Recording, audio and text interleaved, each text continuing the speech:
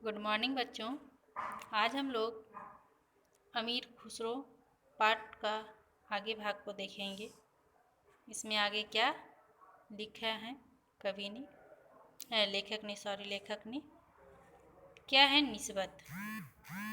निस्बत किसे कहते हैं? तो घोड़े और बजाज में क्या निस्बत है, यानी क्या समानता है। तो घोड़े और बजाज में क्या समानता है? तो घोड़े का थान और बजाज का जीन मानी जीन्स। आदमी और गेहूं में क्या निस्बत है? तो आदमी और गेहूं दोनों में क्या निस्बत है?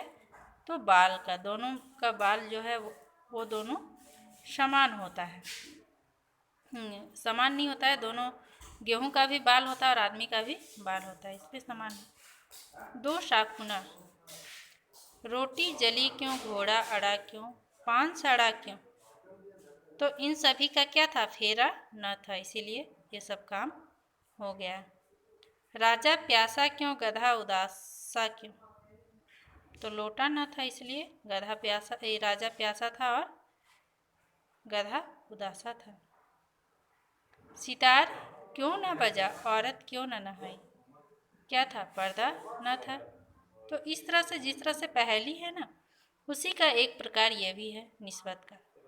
आगे है ढकोसला।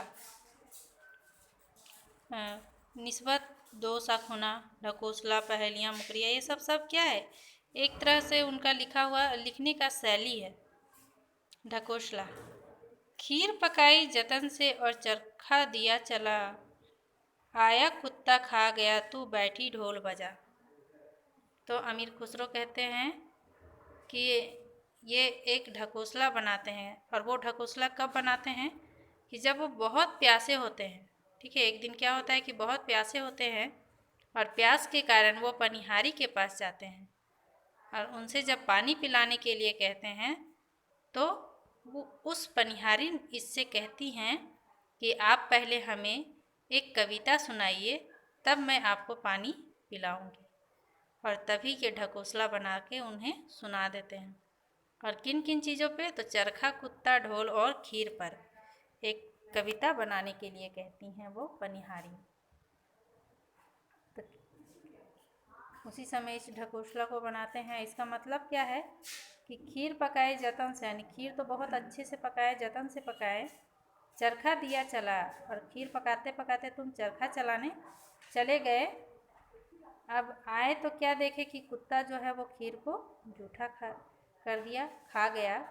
अब क्या करेगी? बैठ के ढोल बजाओ, लाओ हमें पानी पिलाओ। कहते हैं कि ठीक है, अब हमें पानी पिलाओ। आगे क्या है कि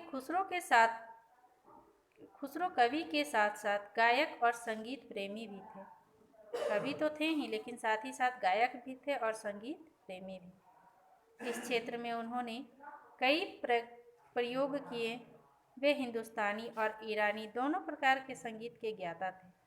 कहते हैं कि सितार और तबले का आविष्कार भी अमीर खुसरो ने ही किया था। वे भारतीय संगीत के बड़े प्रशंसक थे और कहते थे कि हिंदुस्तानी संगीत सारी दुनिया में अपना शानी नहीं रखता। ठीक है, सारी दुनिया में अपना शानी नहीं रखता है। कौन? हिंदुस्तानी संगीत। ये इतना अच्छा संगीत है कि जो भी इसे सुनता है इसके ऊपर मुग्ध हो जाता है।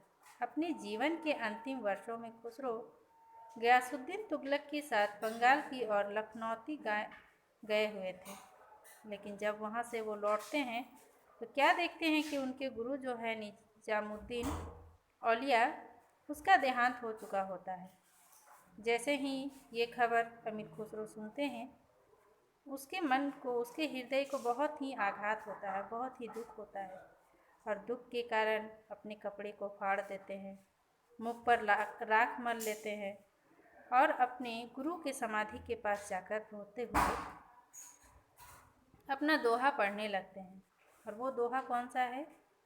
गोरी सोवे सेज पर, मुख पर डाले केस, चल खुसरो घर अपने, दीन भई जयहु देश। कि अब यहाँ रहने से कोई फ़ायदा नहीं है। अब गोरी यानी जो मेरे प्रेमी थे, जो मेरे गुरु थे, शिष्य थे, वो तो सेज पे सो गए हैं। अब यहाँ रहने का कोई मतलब नहीं है। और इसके बाद ही वो क्या करते हैं कि जितना भी उनका धन दौलत रहता है सब गरीबों में लुटा देते हैं, अपने घर को छोड़ देते हैं और छोड़ने के बाद वो कहीं और चले जाते हैं, अपने गुरु के समाधि के पास जाकर बैठे रहते हैं। उन्होंने अपने गुरु के वचनों और शिक्षाओं को संकलित किया है, जिसका नाम क्या है, फजल उल फायदा नामक एक पुस्तक लिखा है, जिसमें उनके गुरु ने जो वचन दिया था, जो शिक्षा दिया था, उन सभी को लिखकर वो रखे हुए हैं। गुरु के निधन के बाद अमीर खुसरो भी अधिक दिन तक जीवित नहीं रहे। 72 वर्ष की उम्र में 1325 ईस्वी में उनका देहांत हो गया और दिल्ली में हजरत निजामुद्दीन औलिया की मज़ार के निकट ही खुसरो की भी मज़ार बनी हुई है।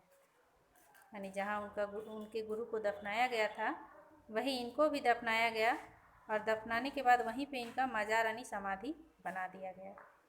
हजरत औलिया के उर्स के साथ साथ उनकी मज़ार पर हर वर्ष उर्स होता है, जहाँ सभी धर्म के अनुयायी, जितने भी धर्म के को मानने वाले होते हैं, सभी आते हैं और आकर श्रद्धा के पुष्प उनके सामने अर्पित करते हैं।